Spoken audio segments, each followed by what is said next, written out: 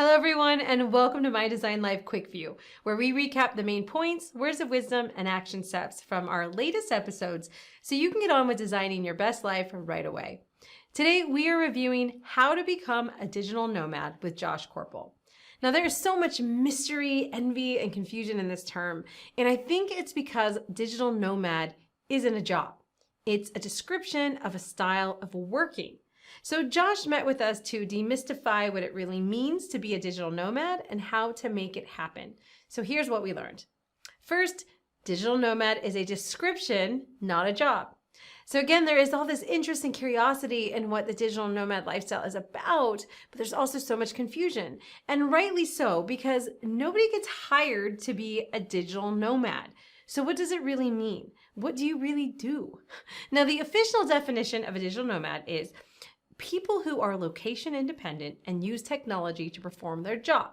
Digital nomads work remotely, telecommuting rather than being physically present at a company headquarters or an office. Now they can work for a business or for themselves as a freelancer or a business owner.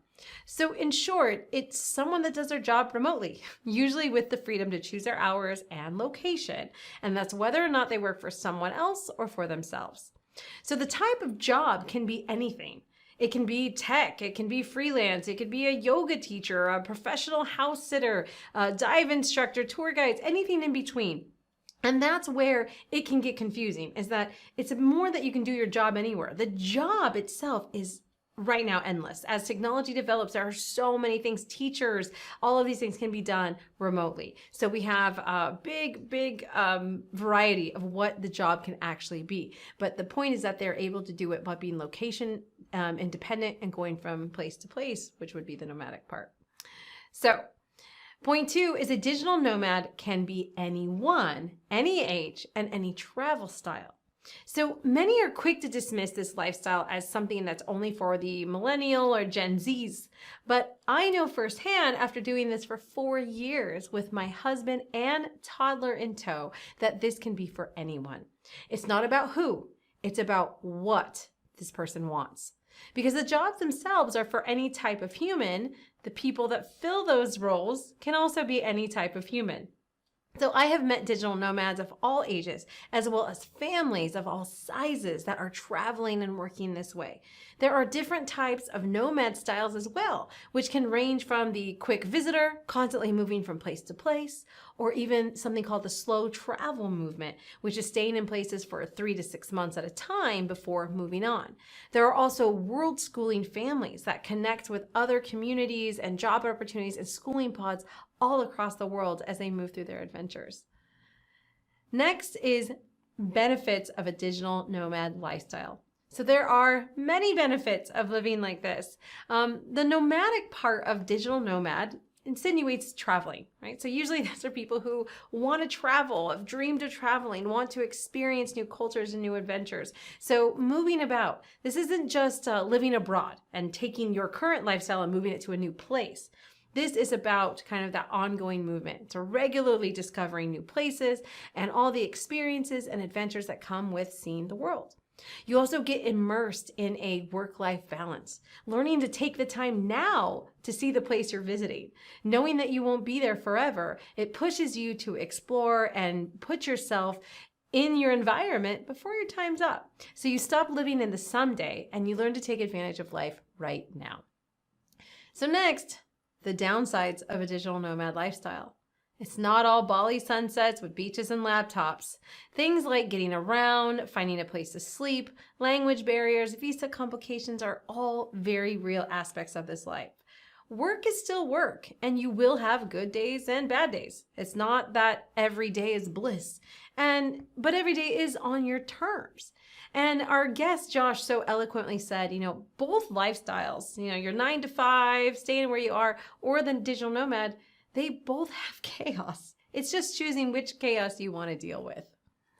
So now that you may look at this and decide, you know what, I'm ready to move into this digital nomad lifestyle. I want to try it out. We did go through in the show with a couple of how-to steps. So how to become a digital nomad, step 1, mindset. You first have to believe that this is possible, that it's not something that's just for others. You have to let go of your excuses and reasons And the truth is, it's not what everyone else is doing. It's not the norm. People will doubt you. People will think it's crazy. But what do you want? What regrets do you want? That's an interesting question to ask yourself. What regrets do you want? And one way to open your mind to seeing options for this lifestyle can be as easy as searching job search engines and seeing the type of remote work that is already available. Another thing is to look at freelance sites like Upwork and Fiverr and see what people are already paying others to do. This will help you get out of the box and see the unique opportunities that already exist, let alone the ones that you can create for yourself. So how to become a digital nomad, step 2, list your talents. So listing your talents, this is something that will help you see, now that you've seen what's currently available, it's time to reacquaint yourself with what you are good at, not just what goes on your resume. So make a list of all the things you know how to do, challenges you have overcome, knowledge you have. And when you're done, dig further by asking friends and family to tell you what they think or what they say you're good at.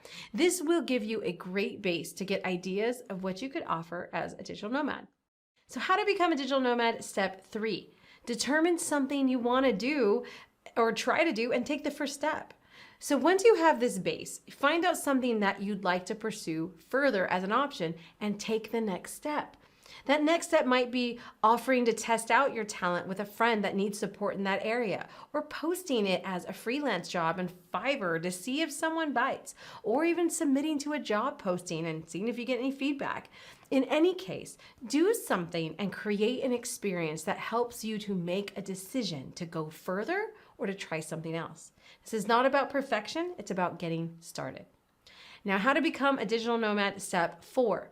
Research where you want to go.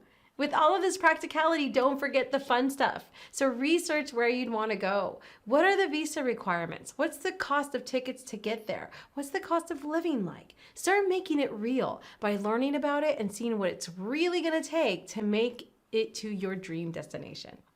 So how to become a digital nomad, step 5. Surround yourself with other digital nomads. So to get inspiration and support by surrounding yourself with these other people who have already taken this leap, your environment is so consequential to what you do and what's around you and how you'll move forward.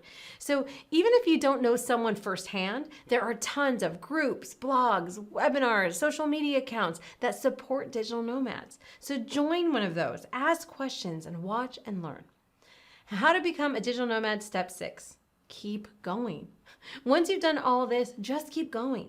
The next step will continue to unfold. There is no exact path, right? Stay focused on what you want your life to look like, and you will always find a way. Like most things in life, the biggest rewards that are at the end have some weird twisty paths to get there. So keep going until you know where you want to be. All right? So the last thing we always have is our action step. So we asked Josh, out of all of these things that we discussed, what was the most important first step to take to get immediate action towards this goal of moving towards a digital lifestyle? And he said it is making a list of what you're good at.